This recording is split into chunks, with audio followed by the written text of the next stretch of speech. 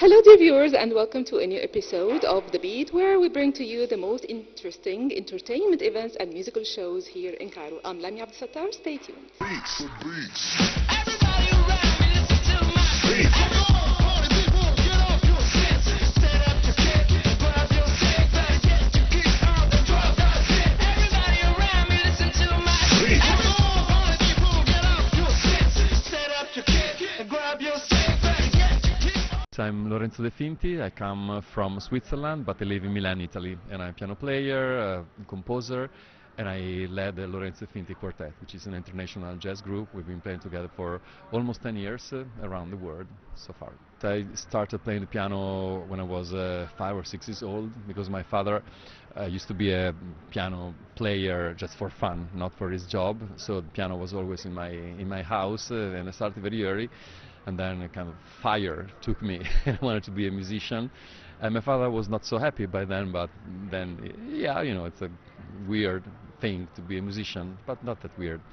And so I attended the Conservatorio in Milan, Italy, and then became a professional musician.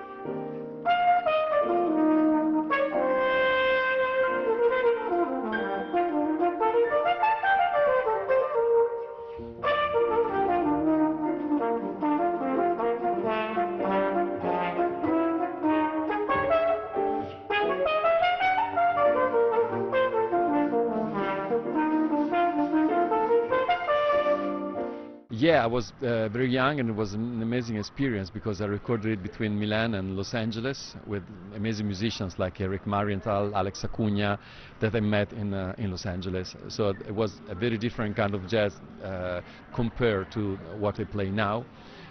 Very electric, very fusion influenced. But it was, you know, an important record because it opened a lot of doors for me and made me kind of known in the small environment of jazz, but it was very helpful. Love Unknown, yeah, it's the second album of my quartet. And this is where our rock soul came out, because we were trying to, with this quartet, Lorenzo De Finti Quartet, to explore a kind of chamber music sound, going back to our acoustic instrument, exploring the sound of the piano, of the double bass in the most possible deep way. And but with the second album, Love Unknown, we understood that the rock pulsion inside I was too strong to be contained, and so we just let it spread out, and it came out a very powerful album with a magic alchemy between the members of the band.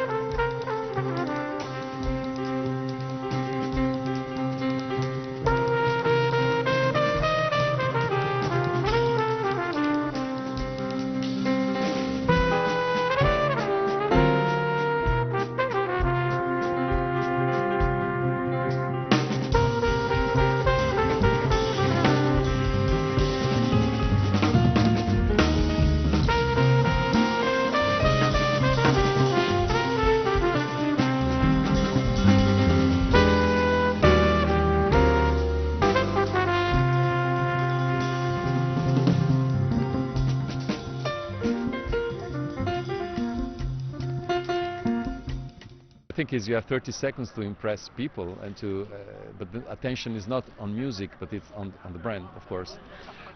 So you need to somehow sacrifice yourself and say, okay, now I'm not serving my inspiration, my music, but I'm serving the brand. But at the same time, you can add something to what the message is, put in some, yeah, exactly. But you know, I talked recently to Gil Goldstein. He's an amazing pianist, play with Sting, Pat Metheny, Gil Evans Orchestra, and he told me that when he was young, he got to New York and was in the car with Bill Evans. And Bill Evans told him, so Gil, what are you doing here in New York? And he said, oh, I'm hoping to find some jazz concerts and maybe write some jingles. And Bill Evans told him, oh, don't write jingles, it will kill your soul. So that's a kind of, you know, tough position, and it's kind of true, but you can put your soul also into a work like this.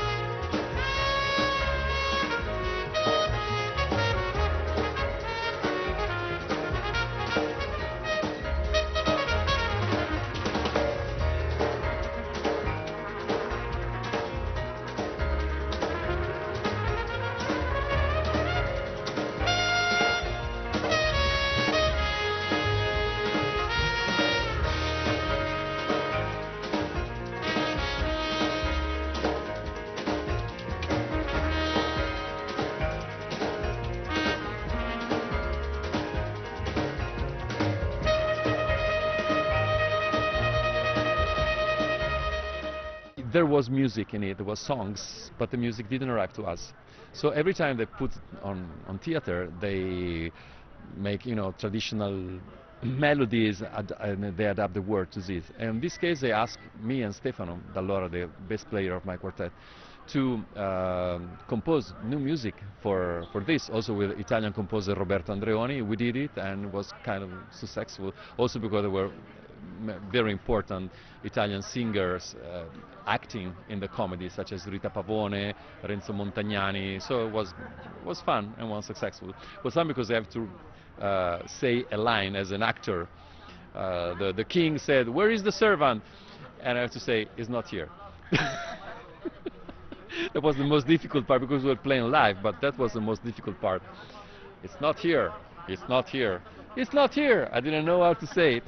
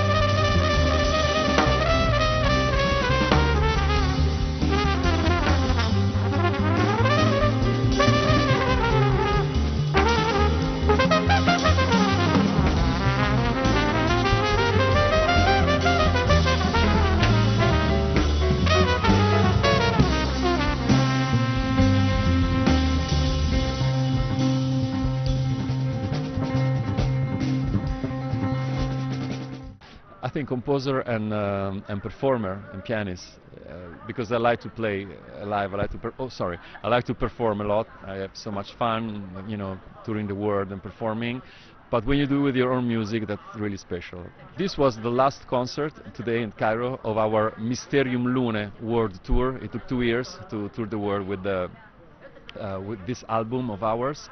And now we stop. We have hundreds of concerts around the world, and now we stop for now. We'll go in studio for the new album. The title will probably be Backlash of Uncertainty, and it will be ready. Yeah, it will be ready for by May, and we will start touring again next summer.